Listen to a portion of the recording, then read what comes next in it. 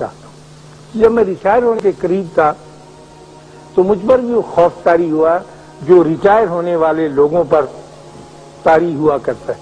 तो मैंने कुदरतुल्लाह शाह साहब से, बड़े नेक आदमी थे, आबिद आदमी, इबादत गुजार और पुराने ICS ऑफिसर, मैंने उनसे पूछा कि सर मैं रिटायर होने वाला हूँ तो मैं क्या करूँ। उन्होंने कहा रिटायर होने का जो खौफ होता है उसका सबसे बड़ा दबाव आपकी जात पर यह पड़ता है कि फिर लोग आप पर तवज्जो नहीं देते, यानी अपना वक्त आपको नहीं देते, आप उनके वक्त के आगोश से निकल जाते हैं। फिर आप क्लब की मेंबरशिप अख्तियार करते हैं, गोल्फ खेलने लगते हैं, जोर लगाते हैं नए दोस्त बने तो उनके साथ कोई ताल्लुक कायम होता है।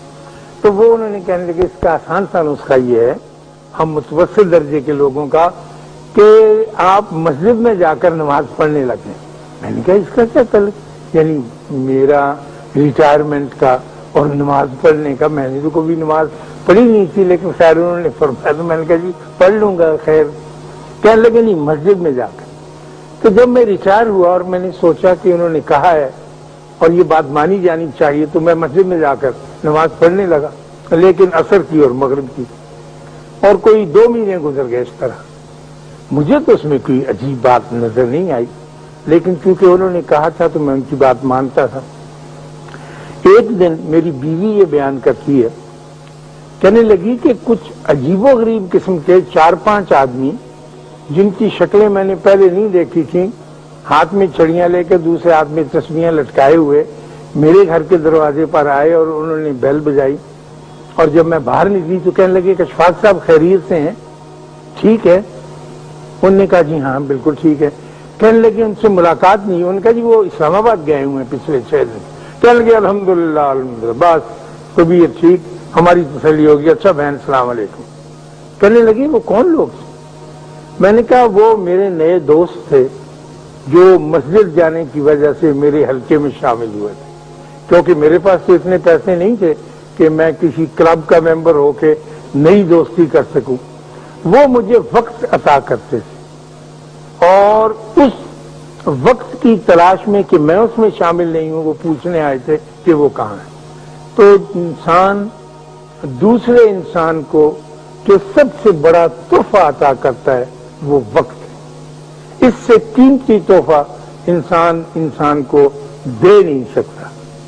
इसलिए कि आप कितना भी कीमती तोहफा दे दें उसका ताल्लुक घूम फिर के वक्त के साथ चला जाएगा।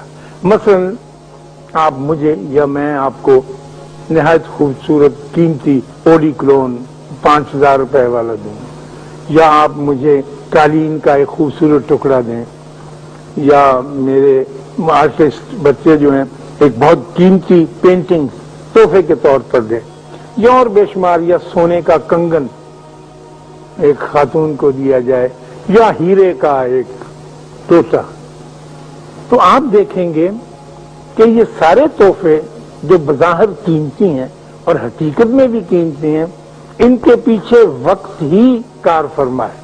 पहले मैंने वक्त लिया, फिर मैंने कमाई की, मैंने 10 दिहाड़ियां लगाई जो मुझे 1000 रुपया फी दिहाड़ी मिलते थे। उस 10,000 रुपए का मैंने कालीन खरीदा और वो तोहफे के तौर पर आपकी खिदमत में दी। टाइम पहले लेना पड़ता है, फिर उसको बेचना पड़ता है, फिर उसको तोहफे में कन्वर्ट करना पड़ता है, फिर वो आपकी खिदमत में पेश किया जाता है। तो इंसान को देने के लिए सबसे आला दर्जे का तोहफा आपका अपना वक्त है जो उसे देते हैं। अक्सर ये हो जाता है जैसे आज इस प्रोग्राम के बाद मुझसे ये होगा और मैं मजबूर हूं ऐसा करने पर कि मैं अपना वक्त देने के बजाय उस शख्स को जो मेरी आस में और मेरी उम्मीद में अस्पताल के एक वार्ड में मौजूद है, मैं फूलों का एक गुलदस्ता भेज दूंगा और वो उस गुलदस्ते की आस में नहीं होगा, वो मेरे वजूद, मेरे लम्स, मेरे टच के लिए इंतजार कर रहा होगा कि वो आए और मैं उससे बैठकर कुछ बातें करूं। डॉक्टर इसकी बहुत गौर बर्दाश्त कर रहे हैं, نرسیں اس پر پوری توجہ دے رہی ہیں اور اس کے گھر کے لوگ بھی ظاہر ہے اس کے ساتھ بہت اچھا برتاؤ کر رہے ہیں کیونکہ وہ بیمار ہے، لیکن ایک خاص کرسی پر اسے میرا انتظار ہے اور میں اس کے پاس اپنے وقت کا تحفہ لے کر ہی جا سکتا ہوں۔